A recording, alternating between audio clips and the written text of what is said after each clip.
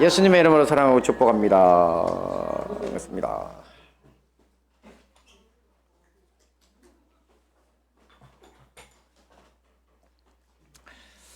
네, 오늘 말씀은 데살로니가전서 1장 6, 7절 말씀 우리 함께 보겠습니다. 시작. 또 너희는 많은 환난 가운데서 성령의 기쁨으로 말씀을 받아 우리와 주를 본받은 자가 되었으니 그러므로 너희가 마게도냐와 아가야에 있는 모든 믿는 자의 본이 되었느니라. 아멘. 네, 우리 지난주 성경 정독 범위는 데살로니가전서 1에서 5장, 후서 1에서 2장까지였는데요. 먼저 본문 말씀의 배경을 먼저 한번 살펴보면 데살로니가는 유럽 마케도니아의 그리스 지방에 자리 잡고 있는 항구 도시입니다. 말을 거꾸로 했는데 그리스의 마케도니아 지역에 자리 잡고 있는 항구 도시인데요. 이 살로니가라고도 부릅니다. 앞에 대를 떼고 그래서 살로니가라고 부르고 또 저기가 위치하고 있는 이 살로니가만의 아주 유리한 지형이 바로 배가 이제 드나들거나 정박하기에 좋다는 겁니다. 그래서 고대에는 로마와 동방 제국을 연결하는 이 육로 항로를 따라서 이 상업 중심지로 발전을 거듭해서 결국 나중에는 마케도냐 전체의 수도가 되기까지 했습니다. 오늘날 역시 아테네에 이어서 그리스 제2의 도시로 불릴 만큼 아주 번영한 도시입니다. 바울이 이곳에 도착해서 복음을 전한 이야기는 사도행전 17장에 기록되어 있습니다. 바울은 빌립보에서 유럽 최초의 교회를 세우고요. 빌립보 교회를. 그리고 다시 선교 여행을 시작해서 여기 데살로니가에 도착하게 됩니다. 당시 대부분의 주민은 마케도냐 사람들과 이제 그리스 헬라인들이었는데요. 유대인들의 회당이 있었던 것으로 봐서 유대인들도 상당수 저곳에서 활동하고 있었던 것으로 보입니다. 바울은 이곳에 먼저 거주하고 있던 자신의 친척인 유대인 야손이라는 사람의 집에 머물면서 처음 3주 동안 유대인의 회당에 들어가 성경 말씀을 가르쳤습니다. 그러면서 예수님이 바로 유대인들이 그렇게 기다리던 메시아, 곧 그리스도시고 왕이시고 또 이방인들도 포함하는 온 세상의 만왕의 왕이시라고 복음을 전했습니다. 자, 이 말씀을 듣고 소수의 유대인들과 많은 수의 경건한 헬라인들 또 적지 않은 수의 귀족과 그 가문의 부인들이 사도 바울을 따르게 됩니다. 이렇게 된 지 몇 달이 못 된 어느 날 기껏해야 채 1년도 못 됐을 것으로 보이는데요. 이 시기심에 불탄 유대인들이 거리에 불량배들을 끌어모읍니다. 그래가지고 패거리를 짓고 시내에서 소요, 폭동을 일으키면서 이 바울이 머무르고 있던 야손의 집을 급습했습니다. 이 바울 일행을 끌어내서 군중들 앞에 세우려고 했던 겁니다. 보통 유대인들이 이런 짓을 하는 것은 사람들을 소요를 끌어올려 가지고 돌로 치거나 이런 짓을 하려고 하는 거거든요. 아주 위급한 지경이죠. 하지만 이 바울 일행을 찾을 수 없자 대신 그곳에 있던 야손과 기독교인이 된 몇 사람을 이 시청의 행정관들에게로 끌고 갔습니다. 하지만 데살로니가의 행정관들은 이제 소의 대상자, 곧 피소의 대상자들인 이 바울과 실라가 없는 상황에서 고소 사건의 심리를 진행할 수가 없죠. 원래 로마도 생각보다 무법천지가 아닙니다. 법이 아주 발달된 나라고 현대법이 거의 다 로마법이라고 할 만큼 이렇게 인권에 대해서 저런 부분들은 반드시 진행의 절차가 있었기 때문에 자기들 마음대로 할 수 없었습니다. 그래서 대신 이 행정관들이 소요를 일으킨 사람들의 편을 들어주면서 야손과 같이 있던 사람들에게 이제 소동의 책임은 너희들에게 있다. 좀 억울한 일이죠. 그러면서 보석금을 내라 하고 풀어주게 됩니다. 자, 이 일이 있던 밤에 데살로니가 교회 성도들은 바울 일행을 베레아라고 하는 지역으로 보내게 됩니다. 그리고 나서 사도 바울은 성경상으로는 다시는 데살로니가에 돌아갈 수 없었습니다. 자, 데살로니가 전서에서는 사탄이 우리를 막아서 너희에게 갈 수 없었다고 했는데요. 이 두 가지 추측이 있습니다. 하나는 이 당시 바울은 고린도에 머물고 있었는데요. 우리가 앞에서 살펴본 것처럼 이 고린도 교회는 상당히 큰 문제들을 가지고 이 사도 바울을 괴롭히고 있었습니다. 그래서 그런 이 내부 사정 때문에 이 데살로니카로 떠날 수 없었다고 하는 그 부분이 하나 있었던 것 같고, 또 다른 하나는 조금 전에 보신 것처럼 이 바울이 데살로니카에서 폭동이 일어나서 떠나오게 됐기 때문에 아마 행정관들이 별도의 조치를 취해가지고 행정 조치로 바울은 다시는 데살로니카에 오면 안 된다, 이런 금지를 시켰을 수도 있다는 겁니다. 자, 어떤 이유에서건 사도 바울은 그렇게 급히 떠나온 데살로니카 교회를 잊을 수 없었고, 또한 자기가 떠난 후에 교회에 대한 핍박 소식이 있었습니다. 그렇지만 그것을 잘 견뎌내고 그들의 선행이 자선, 사람들을 돕는 거 있죠. 특히 온 교회를 이 마케도냐 사람 지역에 속해 있는 이제 사람들뿐만 아니라 아가야까지, 이 그리스를 북부와 남부로 나눌 때 북부는 마케도냐, 남부는 아가야 지역이거든요. 그러니까 그리스 전체에 이 데살로니카 교회 소문이 쫙 퍼질 만큼 아주 훌륭한 교회가 된 겁니다. 그래서 이에 대해서 칭찬과 목회적 돌봄의 필요를 느낀 사도 바울이 편지를 보내게 된 것이 바로 데살로니카 전후서입니다. 특별히 이 사도 시대에, 지금 이렇게 베드로도 살아있고 다들 살아있는 시대잖아요. 예수님 승천하신 지 한 20년 정도 된 기간이거든요. 이 사도 시대에는 사도들의 가르침을 편지로 보내는 전통이 있었습니다. 그리고 옛날 사람들은 굉장히 편지가 중한 이제 공문서였거든요. 여기 좀 설명을 하면, 그 혹시 지금 현대 영어에서 외교라고 할 때 그 영어를 뭐라고 하는 줄 아십니까? 그 디플로마시라고 하거든요. 근데 그게 그 D가 일하는 뜻이고 플라가 접다는 뜻입니다. 두 번 접은 종이를 외교라 그래요. 원래 그게 뭐냐면 종이에 아주 비싸잖아요, 종이가. 그죠? 근데 그 종이가 비싼데 그 비싼 종이에다가 아주 중요한 말을 쓰고 두 번을 접어서 거기다가 봉인을 어떻게 하냐면, 도장인데 끈적끈적한 도장 있잖아요. 그걸 딱 찍어 가지고 보냅니다. 근데 그러니까 만약에 누가 이걸 뜯어보면 봉인이 뜯긴 거죠. 그러면 이 비밀이 샜다, 뭐 이런 식으로. 그만큼 이제 문서 자체가 엄청 귀중하고 소중하게 다뤄졌는데, 근데 이 시대에 사도들이 보낸 편지도 그렇게 다뤄졌습니다. 그래서 우리가 성도들에 대한 이야기를 성경을 읽다 보면 사도들의 가르침으로 교회가 굳건히 섰다고 할 때는 사도들이 직접 가서 가르친 것도 있겠지만 갈 수 없는 장소에는 뭐가 보내졌다는 거죠? 예, 바로 편지가 보내졌던 겁니다, 사도들의. 그래서 지금 데살로니카 전서가 바로 사도 바울이라고 하는 사도의 가르침으로서 직접 못 갔지만 몸은 비록 떨어 있지만 영으로는 함께 있기 위해서 보낸 편지라는 거죠. 자, 이런 배경을 지닌 데살로니카 전후서에는 오늘날의 교회에도 그대로 적용될 만한 정말 귀한 교훈의 말씀들이 가득 차 있습니다. 그래서 다 나누면 너무 좋겠지만 오늘은 그 중에서 딱 두 가지 교훈만 가지고, 이제 육체 통제, 고난과 심판이라는, 조금 앞에서 우리 주제를 보셨죠. 그 두 가지 주제만 가지고 한번 나눠보도록 하겠습니다. 함께 봅니다. 시작. 육체 통제. 무슨 말일까요? 함께 봅니다. 시작.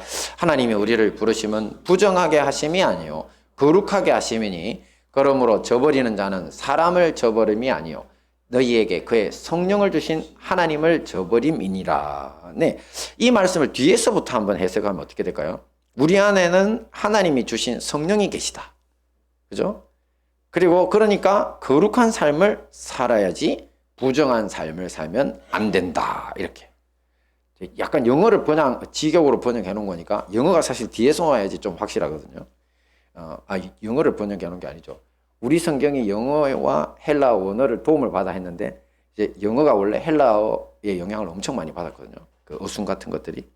그러니까 자, 이렇게 보면은 제가 말씀드린 것이 이제 성령이 내 안에 계시니까 거룩한 삶을 살아야지, 부정한 삶 살지 마라.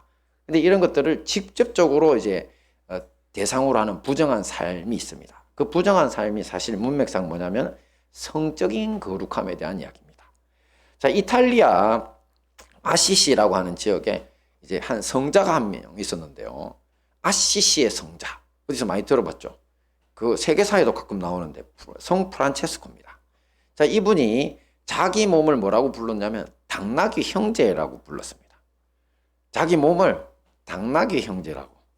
자, 우리 몸은 가끔 우리 자신의 일부인데도 자기 마음대로 자기 나름의 생각을 가진 것처럼 행동하는 경우가 있죠. 맞잖아요. 그죠? 그러니까 생각도 안 하는데 손이 나갈 때가 있잖아요. 그죠? 그러니까 그런데 주로 그런 거 보면 특히 음식 같은 거 참다가 착 나가잖아요. 그죠? 이거는 내 머리는 참고 있는데 마음은 참고 있는데 손은 나간다는 거죠. 그러니까 우리 몸은 우리의 일부이지만 가끔 따로 행동하는 것처럼 보이는 때가 있습니다. 실제로 그렇고요. 자, 이런 때는 뭐와 같냐면 마치 당나귀가 원래 고집 센 걸로 유명합니다. 그리고 제가 싸움 잘하기로 유명합니다. 제가 당나귀 자료를 찾다 보니까요, 제가 늑대나 뭐 이런 개나 이런 애들이 당나귀한테 꼼짝도 못합니다. 얼마나 성질이 더러운지 쟤를 건드렸다면 끝까지 따라가가지고 발로 차고 또 이빨로 물어가지고 그냥 잡아 던지고 아주 혼을 내더라고요. 그냥. 오, 장난 아닙니다, 성질이. 그래서 근데 덩치도 이제 근육질이잖아요, 그죠? 그래서 저런 이제 근육질의 완고한 커다란 동물인 당나귀를 이 주인의 명령대로 하게 하려면 뭐를 해야 됩니까? 기를 들여야죠. 그죠? 그런데 우리 몸이 그렇다는 겁니다. 우리 몸이 완고하고 커다란 동물인 당나귀처럼 기를 안 들이면 지 마음대로 하는 게 있다는 거죠. 예. 그래서 프란체스코는 뭐라고 불렀다? 당나귀 형제다. 그러니까 나의 형제이긴 한데 이렇게 만약에 누가 있잖아요. 그죠? 우리 교회에 우리 성도들을 다 형제라고 부르잖아요. 형제 자매. 나의 형제인데 내 몸에 붙어 있는 형제인데 얘는 당나귀다. 자, 그 뜻은 무슨 뜻일까요? 길들여야 된다. 자, 이렇게 부른 것으로 유명한데, 자, 이런 관계는 우리 안에 성령이 내주하실 때, 조금 전에 그 말씀했죠. 성령을 우리 안에 주신 주님이라고 했잖아요. 성령이 우리 안에 계실 때 우리의 몸이 성령님의 희망과 기대를 인식하고 이제 순종해야 하는 것. 만약에 그렇게 제대로 된다면 이거는 완벽한 파트너십이 이루어지는 거죠. 그죠? 그걸 아주 좋은 비유라고 할 수 있습니다. 자, 현대 세계는 어떤 세계입니까? 현대 세계는 성적인 욕망, 성적인 기호, 또 성행위를 이 도덕적 무질서 상대로 바꿔버린 상태입니다. 특히 서구 쪽에 가까울수록 그야말로 난잡하기 이를 데 없습니다. 결혼도 요즘 아예 안 하고요. 그 상대를 계속 바꿀 수 있는 그런 뭡니까? 동거 상태가 거의 뭐 결혼보다 훨씬 많은 사회가 서구상이고 우리도 요즘 젊은 친구들이 결혼을 안 하고 있다더라고요. 얼마 전에 제가 그 이혼 전문 변호사가 하는 이야기를 들었는데 4년 내에 이혼을 제일 많이 한답니다. 근데 그 퍼센테이지가 엄청 늘어났는데 근데 그 사람이 하는 말이 뭐냐면 거기에 동거하다가 헤어진 숫자는 아예 안 들어가는데 근데 그 수가 훨씬 더 많을 거라고 하더라고요. 그러니까 우리나라가 지금 서구를 그대로 본받아 가고 있는 겁니다. 성적인 무질서 상태죠. 자, 자기 속에 어떤 욕망이 일어나거나 자극을 받으면 그것을 그대로 표출해야 된다. 허용해야 된다. 이걸 법으로도 만들고 있잖아요. 그죠? 그게 지금 서구를 무너뜨리고 있는 현대 마귀적 사조고 우리나라도 지금 법제화하려고 노력하는 차별금지법도 사실 자기의 성적인 기호나 행동이나 이런 것 때문에 차별하지 말라면서 그러면서 우리가 오히려 그걸 판단하는 도덕적 기준을 가진 사람들을 죄로 보고 처벌하겠다는 법이거든요. 절대 통과되면 안 됩니다. 그런데 2000년 전 데살로니가 사람들 역시 자기 집에 현관문만 나서면 만나는 세상이 바로 그런 세상, 곧 성적인 절제가 없는 자기 만족의 세상이었습니다. 데살로니가 교회 성도들도 마찬가지겠죠. 데살로니가인이니까 사도 바울이 복음을 전하기 직전까지 그런 세상에 속해 살았습니다. 그 사람들은요, 아예 이방 신전, 그러니까 자기들이 섬기는 신의 성전이죠. 거기에는 이제 창녀들, 그 신전의 여사제라고 부르는데 하는 역할은 창녀입니다. 그 앞에서 신 앞에 같이 제사를 드리면서 제사 행위 중에 이제 성행위가 있거든요. 그러면서 제물을 드리고 그 성행위에 참여한 대상에게서 돈을 받는 거죠. 자, 이런 이제 아예 제도화된 사채과 역할을 하는 신전도 있었고요. 그리고 사회 전반적으로 온갖 형태의 성적 행위가 뭐 적극 해라고 권장하지는 않지만 문란한 상태로 만연해 있었습니다. 따라서 성적인 경건을 유지하라고 하는 이런 새로운 생활 방식, 그리스도인들은 성적으로 경건해야 된다. 자, 이런 방식을 이제 막 교회에 들어온 사람들은, 이 어린 그리스도인들은 이것을 지키기가 상당히 부담스러웠을 겁니다. 왜냐하면 자기들이 살던 방식은 자극이라고 하는 감각적, 자극적, 충동적인 거잖아요. 그런데 교회에서는 이성을 요구하는 거죠. 그건 죄다. 그러면 감각적, 감정적, 충동적인 걸 이성으로 제어하는 수준을 우리가 뭐라고 부르냐면 그게 통제력이 있다.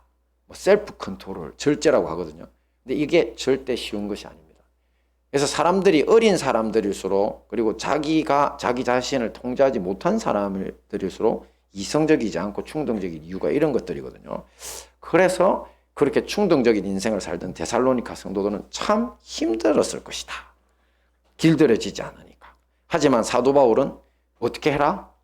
길들여라는 겁니다. 조금 전에 우리 당나귀 비유 있었죠? 당나귀가 뭐라 그랬습니까? 우리 육체. 그죠? 이걸 방치하면 이 당나귀는 어떻게 합니까? 사방팔방 뛰어다니면서 뒷발로 아무나 들고 찹니다. 물어버리고. 자, 그러면 그 당나귀 위에 타고 있는 분은 누굽니까? 성령님. 또 그리고 나 자신의 또 다른 자아죠. 이 몸을 가지고 한꺼번에 다 자아니까. 그리고 주변에 있는 사람들은 누굴까요? 바로 교회 성도들입니다. 그러니까 통제하지 않은 당나귀는 모두를 위험에 빠뜨리는 겁니다. 나 자신, 내 안에 내주하시는 성령님, 또 주변에 있는 성도들까지 하기 때문에 절대 이런 일을 해서는 안 된다고 하는 것입니다. 원래 성이란 뭡니까?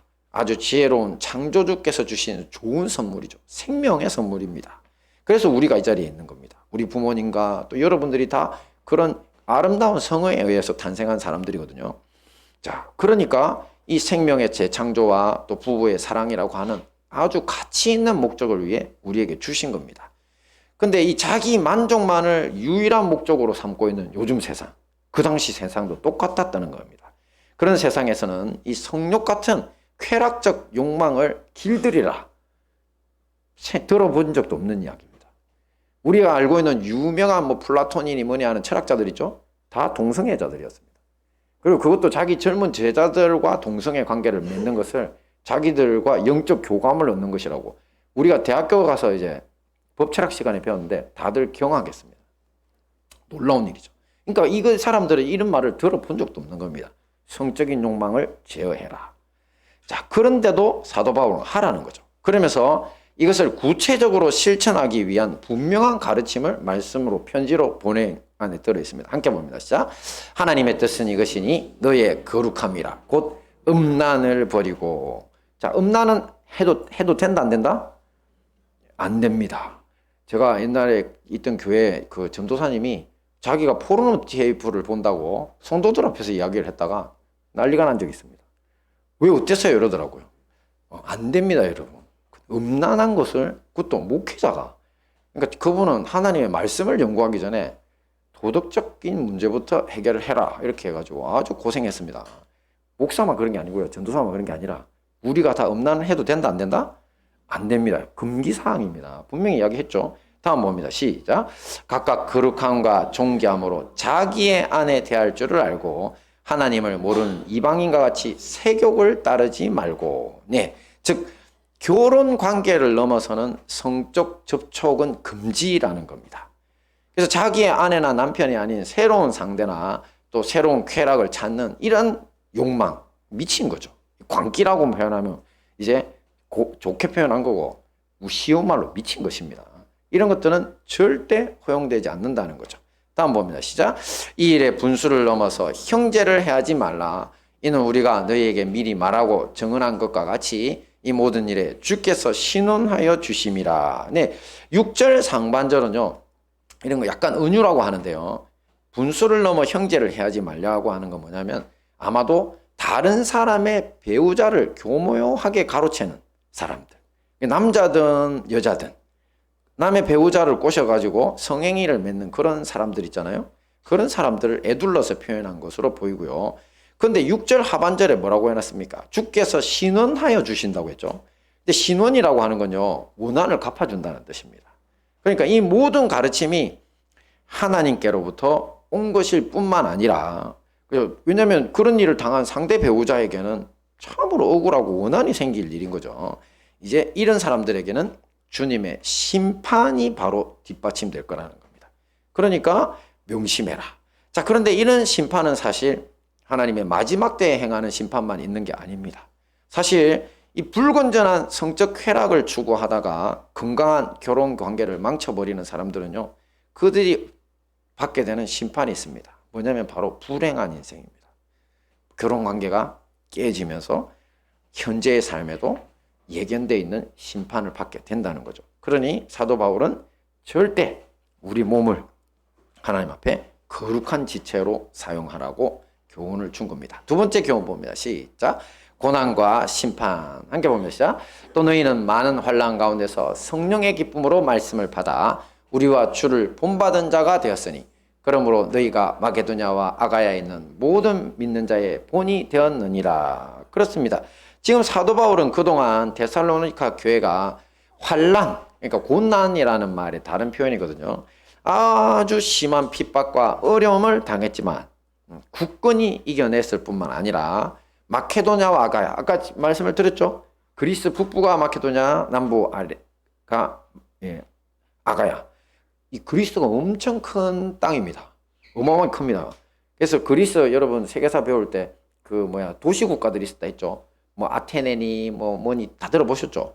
그게 다 구석구석에 있는 나라들이거든요. 그리스 전체가 마케도냐까지 엄청 큰 곳인데, 근데 북부와 남부에 있는 모든 성도들의 모범이 됐다고 칭찬을 받고 있습니다. 여기서 우리는 사도 바울이 데살로니가 교회 성도들이 당한 고난을 뭐라고 부르는지를 한번 주목해서 봐야 됩니다. 뭐라고 부르고 있습니까, 지금? 우리와 주를 본받은 자가 된 것. 주님 누구시죠? 예수님을 본받은 거라고 이야기하고 있는 겁니다. 자, 우리 아시다시피 사도 바울 일행은 어땠습니까? 바로 데살로니카에 오기 직전에 빌립보에서 복음을 전하다가 그냥 억울하게 잡혀가지고 매질과 투옥을 당했죠. 그리고 데살로니카에서도 폭등이 일어나서 급히 그곳을 떠나올 수밖에 없었습니다. 그리고 말할 것도 없이 우리 믿음의 주인이신 예수님도 고난을 당하셨습니다. 그리고 그분을 따르던 제자들로 구성되어 있던 예루살렘 교회 역시 많은 핍박을 받았습니다. 예수님의 제자들이 죽임을 당하기도 했었죠. 자, 이런 사실은 태생적으로 교회가 전하는 복음이 바로 아직도 활개를 치고 있는 이 세상 권력에 도전하는 속성 때문입니다. 교회는 이미 예수님이 십자가에서 죽으시고 부활하심으로 이제 인류 대속의 길을 여시면서 승리하신 것, 또 곧 십자가에서 획득한 이 승리를 바로 이 세상에 전하고 이행할 책임을 갖고 있습니다. 그러니까 이 세상의 권력과 싸울 수밖에 없다는 거죠. 대신에 이 세상의 권력과 싸운다고 정권을 내다라고 하지는 않습니다. 인간을 비인간, 마치 벌레처럼 짐승처럼 취급하고 있던 고대 세계의 그 정권은 하나님의 뜻에 합당하지 않다고 선언하는 역할을 하는 것입니다. 그런데 이런 이야기들을 하고 있으면 그 뒤에 인간을 비인간으로 대하고 노예로 대하고 있던 영적 존재가 있죠. 누굽니까? 마귀잖아요. 그죠? 그러니까 이 마귀적이고 비인간적인 세상 권력이 그들을 내버려 둘 리가 없습니다. 우리의 복음을 내버려 둘 리가 없는 거죠. 그러므로 교회가 핍박을 받는 것은 당연하다, 이상한 것이다? 너무나 당연한 일입니다. 그런데 데살로니가 교회가 바로 사도 바울처럼 예수님처럼 유대에 있던 많은 성도들처럼 그런 고난을 겪었다. 자, 이것은 뭐를 의미하는 거라고요? 그들 역시 진정한 교회다. 너희가 진짜 교회니까 그런 일을 당하는 거다. 그러니까 예수님이 우리에게 생명 주시고 복음 주신 그 사명을 잘 감당하고 있다는 것입니다. 할렐루야. 그렇다고 교회가 계속 세상에게 핍박만 당하는 것은 아닙니다. 오히려 교회를 핍박하는 세상 권력에 대해서는요, 마지막 날 심판도 있지만 이 시대의 심판도 항상 따라오게 됩니다. 자, 말씀 함께 봅니다. 시작. 다만 예 고집과 회개하지 아니한 마음을 따라 진노의 날 곧 하나님의 의로우신 심판이 나타나는 그날에 이 말 진노를 내게 쌓는도다. 이건 로마서 말씀인데요. 사도 바울은 이렇게 이 세상의 권력들이 심판받는 날을 하나님의 진노의 날이라고 부르고 있습니다. 그러니까 이 세상 권력을 따라서 교회를 괴롭히고 그리고 성도들을 죽이기까지 하던 사람들에 대한 하나님의 진노의 날. 진노라는 것은 불같이 화를 낸다는 뜻인데요. 사람들이 하나님을 거부하면서 인류와 세상을 향하신 하나님의 사랑, 또 선하신 계획, 그것을 우습게 알고 훼손하는 행동을 합니다. 그죠? 그럴 때 하나님은 갑자기 하늘에서 쫙 나타나가지고 번개로 때려 죽입니까? 그러면 살아남을 자가 하나도 없죠. 우리 중에는 옛날에 예수님을 저주한 적도 있는 사람도 있습니다. 그죠? 그리고 하나님 개새끼라고 하는 것도 들은 적이 있습니다. 제가. 감히 그런 말들을. 그런데 그런 말을 했다고 우리 주님이 나타나셔서 그 사람 죽여버립니까? 바로 저주하십니까? 안 하십니다. 이유는 뭐냐면 하나님은 인간은 무지하고 마귀에게 붙들린 자들이기 때문에 그런 말을 할 수 있는 존 있다. 하지만 네가 그 말이 하나님이 진짜 사랑의 존재시고 너를 참고 있어서 감히 입을 열 수 있는 거다라는 사실을 알기를 기다려 주시는 겁니다. 할렐루야. 얼마나 우리 하나님의 사랑에 그 사랑이 한이 없으신지, 이 벌레가 보다 못한 존재가 온 우주의 창조주를 그렇게 욕하고 하는데도 하나님 끝까지 참아 주시는 거거든요. 즉각 처벌하지 않고 회개 여지를 남겨주십니다. 하지만 그 참으심이 끝까지 가지 않습니다. 회개를 계속 거부하면 어떻게 됩니까? 그냥 그 한마디로 끝나지 않습니다. 그 사람은요, 악을 계속 키워갑니다. 그럼 악은 커지고 죄는 쌓이죠. 그러면 하나님이 참다가 못 참게 되죠. 우리도 사실 부모님들이 아이들이 잘못할 때 많이 참아주잖아요. 하지만 참다가 못 참아주면 뭐라고 부릅니까? 그만! 이렇게 하죠. stop이라고 하죠. 자, 이렇게 하나님이 stop이라고 하는 순간이 바로 만사가 끝장나는 날입니다. 이것이 바로 하나님의 진노의 날인데요. 구약 성경에서는 이스라엘 백성들을 노예로 삼고 괴롭히던 이집트가 바로 그런 하나님의 그만하심으로 거의 멸망 지경까지 갔었고, 또 악을 행했던 가나안 원주민들, 성경을 보면 가나안 원래 차지하고 있던 사람들의 악이 참으로 저주스럽습니다. 그러니까 그 사람들을 이스라엘이 정복하도록 하신 이유도 그들의 죄악에 대한 하나님의 그만이라고 하는 하나님의 진노의 이제 심판의 부분에 들어가는 겁니다. 그리고 소돔과 고모라의 멸망, 잘 알죠? 하늘에서 아예 그냥 불과 유황비가 내려가지고 다 멸해버린 것. 그리고 이스라엘 민족 자체가, 원래는 어렵다고 하던 그 민족 자체가 타락해서 아수르와 바벨론에 의해서 멸망당한 것. 그리고 나중에 이제 사도 바울이 이 편지를 쓰고 있는 이 동안에 앞으로 20년 후에는 이스라엘이 한 번 더 멸망하죠. 악을 행하다가 로마에 또 완전히 멸망하는 일. 자, 그런 것들이 하나님의 진노의 날에 아주 좋은 예가 된다는 겁니다. 자, 그런데 당시 로마 제국은 어땠나? 당시 로마 제국 자체가 사실은 악했죠. 요한계시록을 보시면 로마 제국 자체가 사실은 짐승입니다. 짐승. 그 사탄 마귀를 대변하는 짐승입니다. 자, 바울 시대에는 이 로마 제국, 이 짐승 같은 로마 제국이 어느 정도 지나왔냐면 거의 한 50여 년 전에 확립돼 가지고 아주 유명한 자기들의 모토가 있었습니다. 혹시 여러분 팍스 로마나라고 들어보셨나요? 팍스 로마나. 그 앞에 있는 팍스가 라틴어로 평화라는 뜻이고 뒤에 로마나라는 건 로마의라는 겁니다. 로마의 평화라고 자기들이 모토를 걸었습니다. 요즘을 시대를 이제 이걸 본따 가지고 팍스 아메리카나라고 불렀습니다. 아메리카가 어디입니까? 그렇죠. 미국에 의한 평화. 미국이 전 세계를 지금 주도하고 있죠.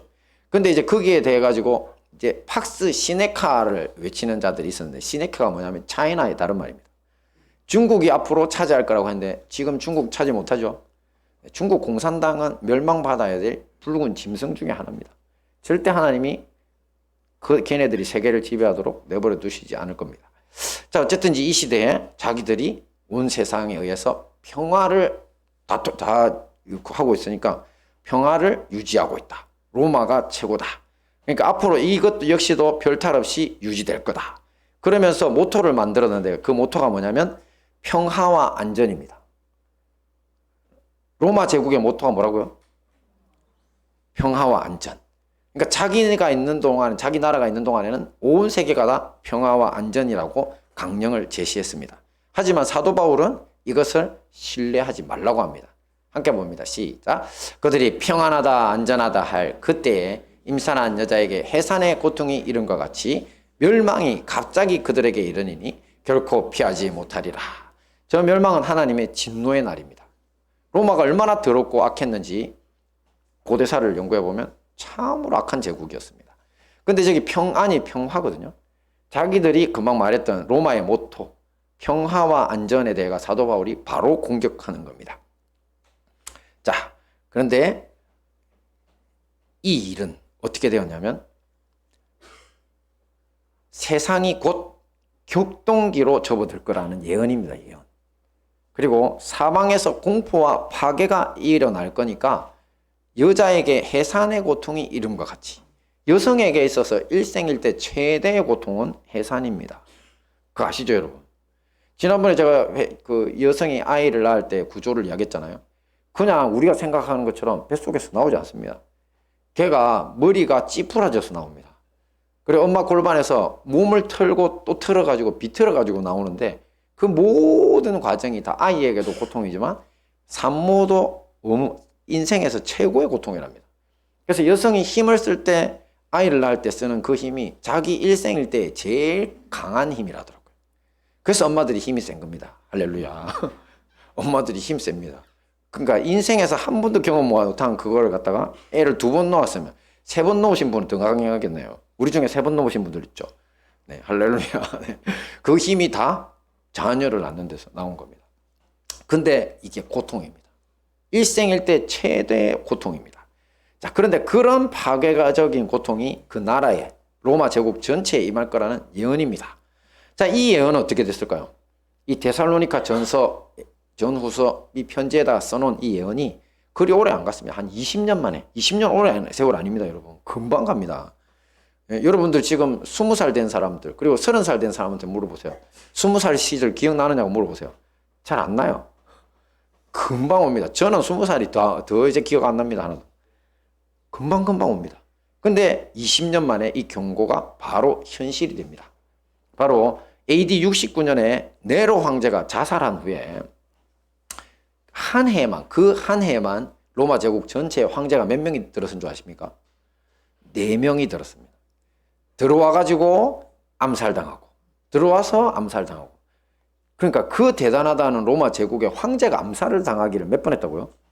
한 해에만 4번을 당한 겁니다. 자, 그리고 이때 또 이 해에 바로 1년 후에 어떤 일이 벌어졌냐면 예루살렘이 로마군에 의해서 함락당하고 성전도 파괴됩니다. 이것은 유대인들에 대한 예수님의 그 경고가 있었죠. 회개해라고 하신 것. 절대 안 듣고 예수님 십자가를 못 박아 버렸다고 했죠. 거기에 대한 심판입니다. 어떻게 보면 자기들이 자초한 것이죠. 하나님은 사랑의 하나님이라서 예수님의 복수로 멸망시키게 하신 것 아닙니다. 자, 그리고 이 이후에 로마 제국은 어떻게 되냐면 계속 내란과 반란, 경제적 어려움, 또 이민족의 침입에 시달렸습니다. 안정과 평화라는 게 이루어졌다고요? 아니죠. 근 400년 동안 죽을 지경으로 겨우겨우 버티다가 결국 서로마 제국의 멸망과 함께 고대 로마 제국은 종말을 맞았습니다. 하지만 이런 일이 있기 전에 사도 바울은 성도들에게 선언했는데요. 함께 봅니다. 시작. 하나님이 우리를 세우시면 노하심에 이르게 하심이 아니요 오직 우리 주 예수 그리스도로 말미암아 구원을 받게 하심이라. 아멘. 여기서 노하심이라는 게 바로 하나님의 진노의 날을 말하는 겁니다. 그러니까 교회와 성도들은 이 날을 피해 갈 것이니까 끝까지 예수 그리스도를 붙잡으면 구원을 얻게 되리라고 예언을 했던 거죠. 자, 이 말씀을 굳게 지킨 교회들은 그야말로 이 말씀대로 모두 구원을 얻었습니다. 예루살렘 멸망 때도 제가 말씀드렸죠. 유대 기독교인들은 놀랍게 다 구원받았습니다. 왜냐하면 로마군이 쳐들어왔을 때 한 번도 안 하던 짓을 했다 그랬죠. 로마군은 절대 용서가 없는데 그 장군이었던 티투스가 한번 봐줄게. 3일 길을 물러나가지고 항복할 시간을 줬는데 그때 어리석은 유대의 그 반란 세력들이 일어나가지고 로마가 쫄아서 도망갔네? 잡으러 가자 이래가지고 걔들이 3일 길 따라가는 바람에 아무도 성을 지키는 사람 없이 성이 비는 타이밍이 있었거든요.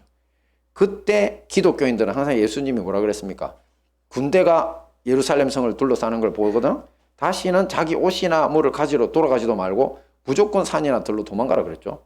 그 말씀을 기억하고 있었던 거죠. 그래서 처음에 초기에 로마군이 왔을 때도 다 도망간 사람들은 유대 기독교인들. 근데 못 모르고 그냥 예루살렘 성에 갇혀있던 기독교인들도 이때다 싶어서 다 도망가 버렸습니다. 근데 다른 유대인들은 어떻게 했다고요? 진짜 이기는 줄 알고 주저앉아 있다가 그 3년 동안 자기들끼리 잡아먹는 인육까지 먹어가면서 완전히 멸망했습니다. 그러니 사도 바울의 예언대로 예수 그리스도와 그 말씀을 굳건히 붙잡았던 사람들은 다 구원을 얻었죠. 그리고 로마 제국의 멸망도 사실 마찬가지입니다. 비록 이때 양쪽이 갈라져 있었는데 동로마, 서로마 제국으로 나눠져 있었는데 이때 서로마 제국은 이제 완전히 멸망해 버렸지만 기독교를 국교로 채택하고 기독교 문명을 이룬 동로마 제국은요, 이 이후에 얼마나 가는 줄 아십니까? 동로마 제국을 천년왕국이라고도 부르거든요. 무려 1000년을 더 지속하게 됩니다. 그래서 동로마 제국이 건축, 또 예술, 문화 등 온갖 다양한 분야에서 이룬 이 찬란한 문명, 곧 기독교 문명은 오늘날까지도 전 세계에 그 영향이 이어져 오고 있는 겁니다. 자, 우리도 마찬가지입니다. 이 세상 살면서 사회에서든 가정에서든 심지어는 어떤 교회를 다니고 있는 그 교회 내부에서도 우리가 진정한 그리스도인의 삶을 살 때 핍박이 따라오기도 합니다. 자, 하지만 실망할 필요가 없다는 겁니다. 오히려 이런 사실이 뭐다? 내가 진정한 그리스도인이라는 증거가 된다는 거죠. 내가 예수님 편에 서 있다는 겁니다. 이런 걸 반증이라고 그러거든요. 그러므로 우리 모두 핍박 속에도 심판은 주님께 맡기고 끝까지 주님만 붙잡고 가기에 힘쓰는 자들이 되어야 할 것입니다. 아멘. 자, 말씀을 정리하겠습니다. 자, 오늘 우리가 데살로니가 전서를 통해 살펴본 두 가지 교훈은 각각 뭐였습니까? 첫째, 육체 통제. 육체를 뭐라고 부른다고요? 당나귀 형제. 그렇죠. 길들이고 순종하게 하는 훈련이 필요하고 특별히 성적인 부분에서 경건해야 된다고 했죠. 마지막은요, 고난과 심판. 그렇습니다. 이 모든 말씀으로 육체를 통제하고 고난 세계에도 승리하는 교회를 이루시는 우리 행복한 다니엘 교회와 형제교회 성도님들 되시기를 축원합니다. 아멘.